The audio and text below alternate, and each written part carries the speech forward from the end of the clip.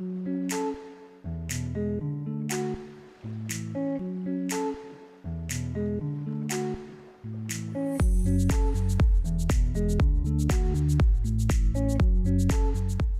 name is Zamzam Abdi Habib. I'm an advocate of the High Court of Kenya. I'm a mother, I'm a sister, I'm a partner. I'll not call it wife, I'll call it partner. Yes. So amongst other things, I'm a mentor, yes. Aunt to many. Okay, I grew up in Western Kenya. So I'm a Somali from Western Kenya, Bungoma County. I was born in a very remote, small town, Webuye, where the pan paper factory is. So I was born in Western Kenya, very simple life. My father and my mother were traders. So I went to school in Lugulu. Lugulu Girls is located on your way to Kitale. So I was there, Lugulu Primary School. It's a mixed day and boarding. So from there now, from Lugulu, I went to Loreto, Limuru, then, Nairobi University. So I'm as Kenyan and I'm as local as it can get. That's what I tell people. No fancy foreign education. I'm a, should I say, an example of Kenyan education and, yes, ordinary Kenyan experience. So I grew up in a family of, we are 6 of us. In a very normal family. My father and mother worked together in our family businesses. So I grew up seeing a mother working, doing wholesale business. We had interest in petroleum as well. So we grew up in a family business, commodity trading. From as early as I can remember, I was working in the family business, counting, being given simple tasks like arranging the notes. Later on, overseeing delivery of goods. So KCC products, East African Industries, Mumias, Nzoya. So I grew up in a family business, and it was just a very normal upbringing. And with growing up in the rural areas is different from growing up in the cities. So I would roam around, eat fruits from the trees, climb trees, take the cows to the river with the local boys. I was a tomboy growing up, wearing my trousers and my hair was short, going to River Nzoia. So I had a very, I would say, like being out in nature, and just a very simple and lovely upbringing. So what I think growing up, the thing about growing up in a background like mine, the Somali community has clans. So I grew up seeing what my mother had to go through in terms of growing up in a patriarchal culture, and what she like her fighting for justice in various instances. So I grew up with this thing in me that I have to fight for justice. I have to fight for, what's right. So that sense of inequality, that sense of injustice was deeply ingrained in me when I saw like what my mother had to go through, because my mom gave birth to 4 girls. So in the Somali community, when you give birth to girls, you're a nobody. So my father had to marry another wife who was supposed to give him like an heir, a son. So growing up, seeing what my mother had to go through, it formed a very strong part of my identity. So I had a very good experience at Lugulu Primary School. It was a top performing school. So I was a day scholar up to class 7. Then my mother decided to put me as a boarder. So it was a shock for me coming from a Somali community. I was used to eating Somali food at home. So when I went to Lugulu now, you're served uji in the morning, githeri. It was a shock for me. I refused to eat the food for a month. And then from there, I slowly got used to boarding life. I had very good friends. So it's in Lugulu that I discovered my love for maths. So I was a brilliant mathematician. I loved maths. And I performed very well in Lugulu. Back in the days, we had that, the way they were scoring out of 700. So 570 something out of 700, I got admitted to Loreto, Limuru. So I went to Loreto. Loreto was a bit of a shock for me coming from Western. I was used to being close to home, getting some food, being pampered.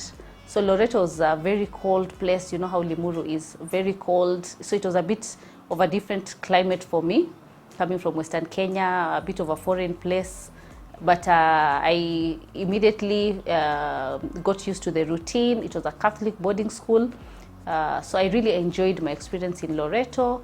In fact, to date, I say I'm a Loreto girl. You know, they really took, the education system was really good.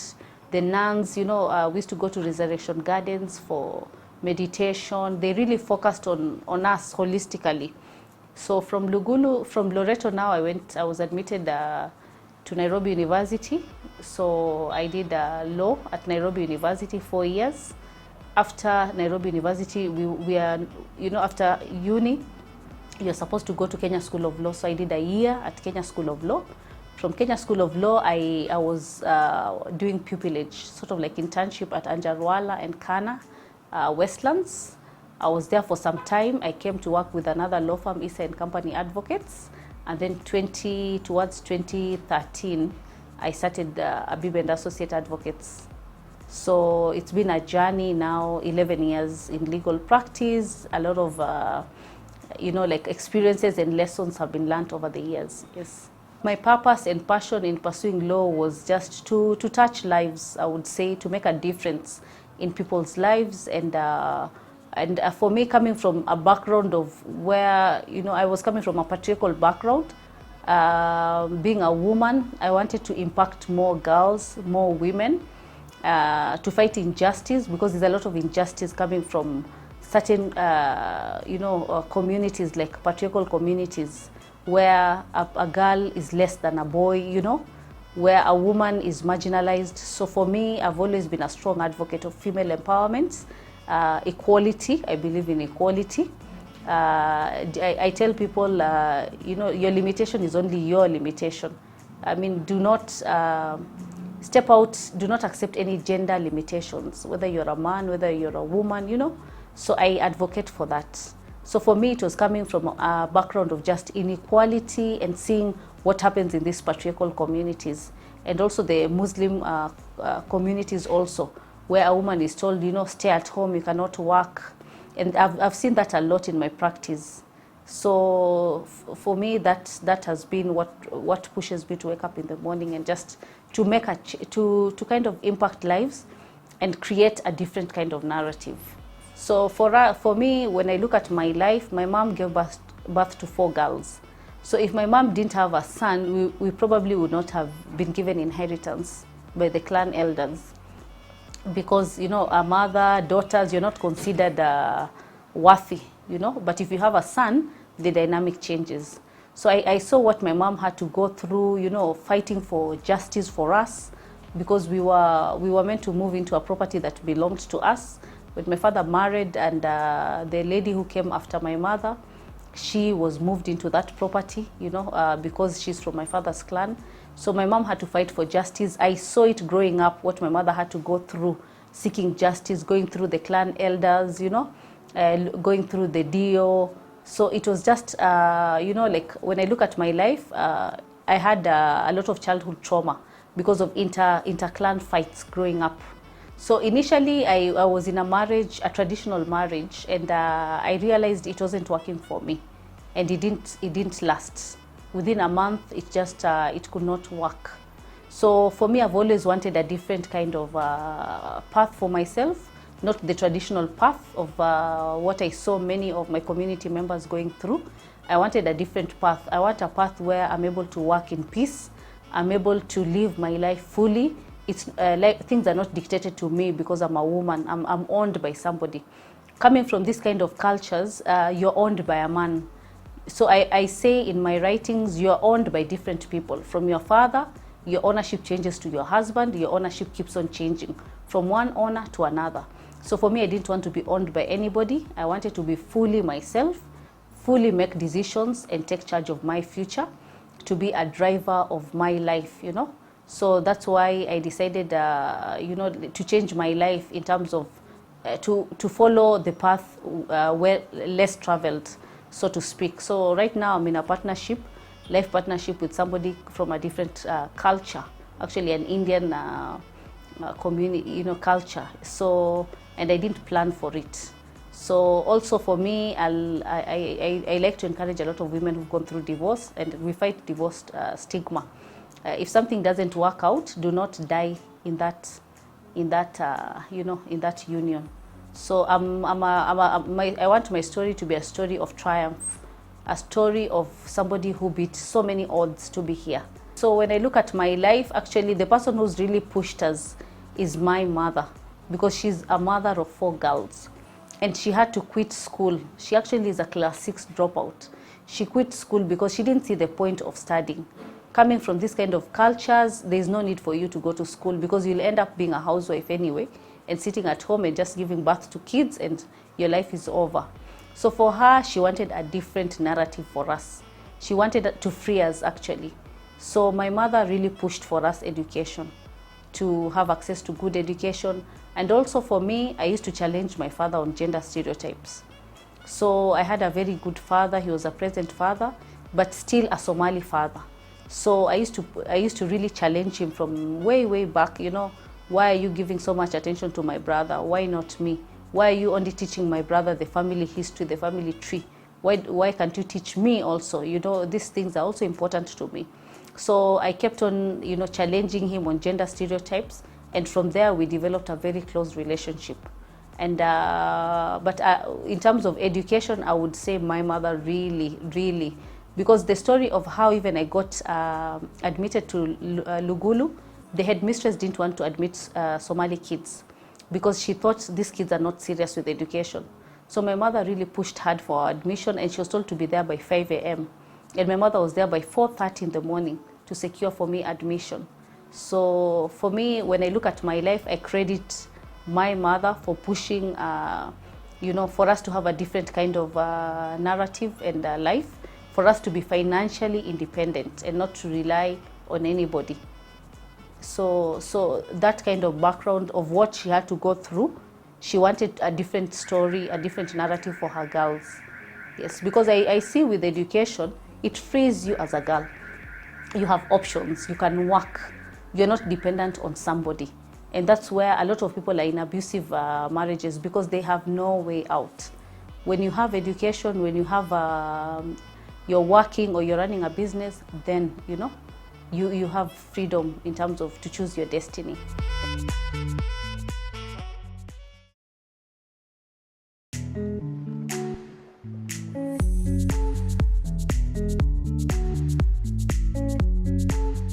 So for me now, having grown up in this kind of culture, where I see what women go through, I saw what my mother went through, I saw what I had to go through.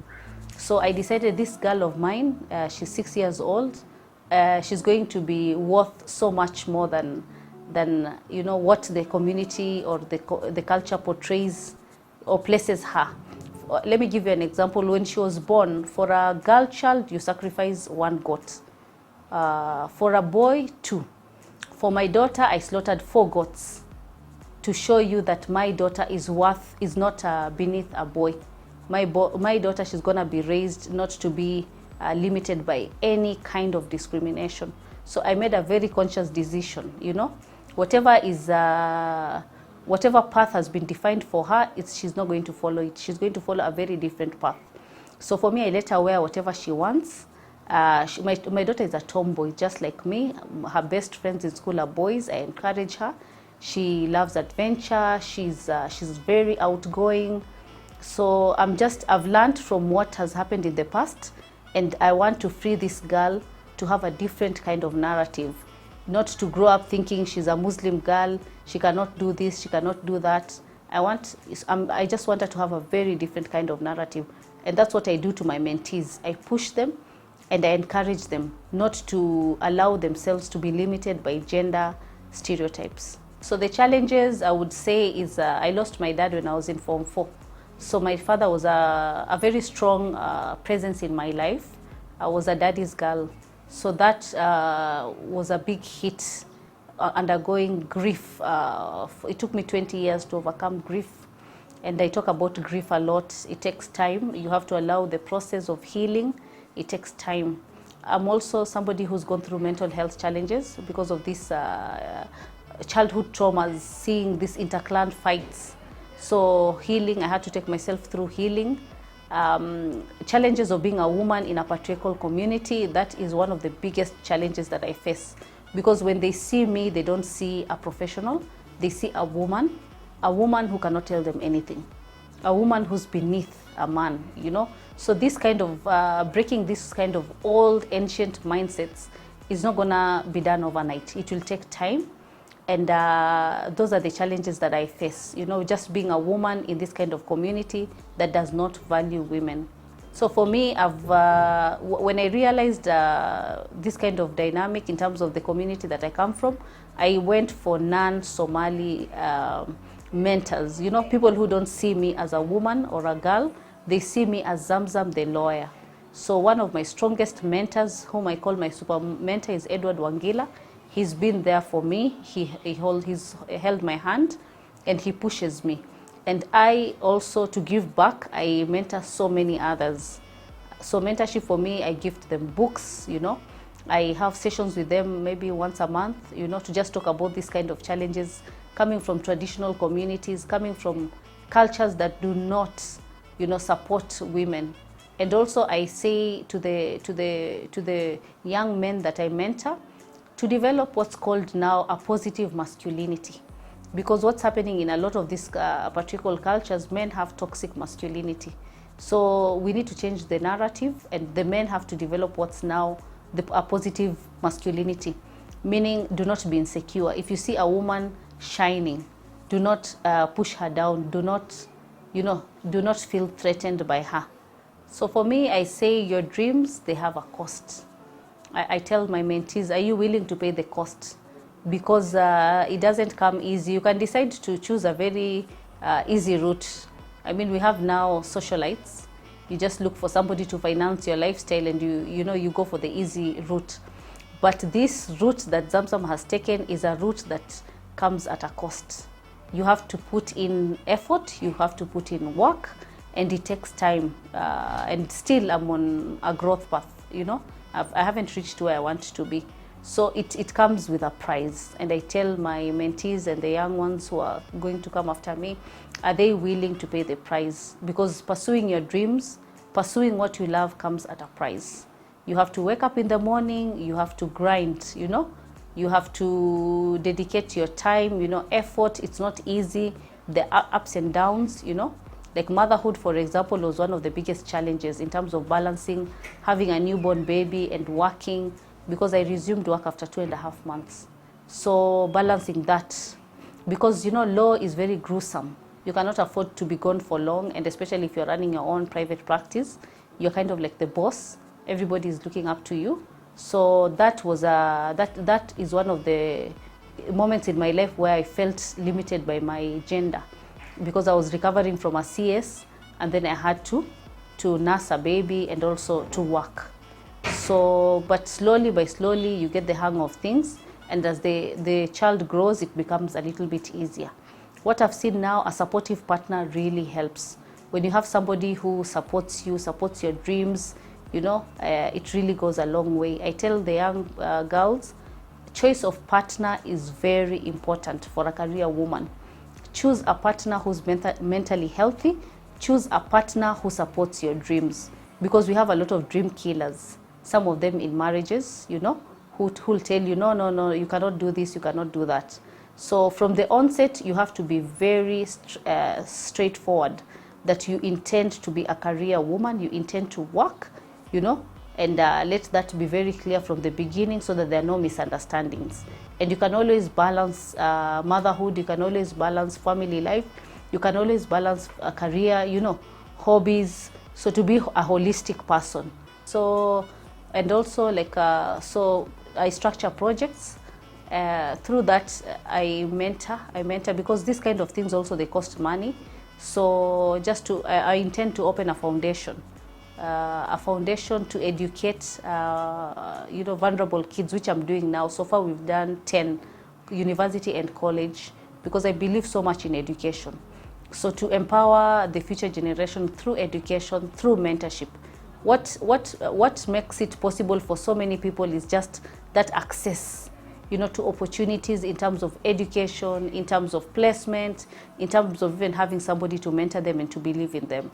So that makes a huge difference. Why I do this is because I didn't have anybody to mentor me. I had to figure out a lot of things on the way. Then along the way now, I sought strong mentors, you know. So that's what I do for the young girls, for the young men, you know, who are coming after me, to mentor them, to believe in their dreams and to tell them to believe in their dreams. Your dreams are valid. It might look silly, it might look small, you know, but it's worth it to pursue it. So for me, I'm looking towards a foundation in terms of education and mentorship. And I am a writer, so I intend to write a book or a few books. I have a Facebook page, Zamzam Habib, where I do storytelling. I'm a natural storyteller, so a collection of short stories is what I want to work on. And you know, to impact communities and to push the narrative, you know. Do not accept limitations on yourself. You've seen what's happening in Iran now. The women are waking up and they're saying no to this kind of lifestyle where, you know, they're limited, they can't do this, they can't do that. So it's for us to rise up and to own our power as women, yes. Oh, my relationship with my daughter is a very wonderful relationship, and I thank God. I must mention something, you know, because growing up with everything that I had to go through, and I saw the destruction of that patriarchy had done to my mom. She was a very strong woman, but the way the culture and the community kept pushing her down, and along the way I developed what's called now the mother wounds. Because, you know, with having a mother who's busy battering and fighting for survival, she wasn't there to be a mom, you know. So what I went through is what we now call developmental trauma. You understand, when a mother is going through so much that she's not even able to be there emotionally for the child. And so growing up, my mother was a very strong person. We didn't lack anything, I thank God, but I missed out on that emotional support. So for my daughter now, I'm raising her now to see me as a mother. You understand? Like to be there. So what I've done now, I have broken this intergenerational trauma. A lot of trauma runs in families. Sometimes it follows the maternal line, sometimes it follows the paternal line. So for mine, I realized it follows the maternal line from my great-grandmother, my grandmother, my mother, to me, to my daughter, because of patriarchy. And there's a correlation now. Science has actually, there's a lady called Bethany Webster. She has actually written a book on the interlink between patriarchy and the mother wound. So for me now, I don't take it lightly. I consciously, you know, fight it to make sure that it ends with me. This patriarchal culture and the mother wound, it ends with me, and I'm able to free this girl and free other girls by giving them this kind of information, telling them the patterns, you understand, to free them to have a different kind of reality. And that's why for me, I say I don't want history to repeat itself. You know, what I saw my family, my maternal line go through, I don't want it to be a reality for my daughter. I was lucky to have access to education, but also I had traumas that emanated from coming from this kind of cultures and communities.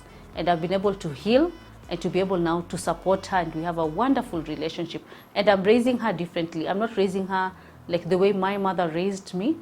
I'm raising her like the way my father raised me. My father raised me to be free, and he didn't really impose himself as a parent. He let me thrive, and that's what I'm doing for her. Minimal parental supervision and interruption. You know, I provide for her the structure, and I just guide her, and I let her be herself. Yes, yeah.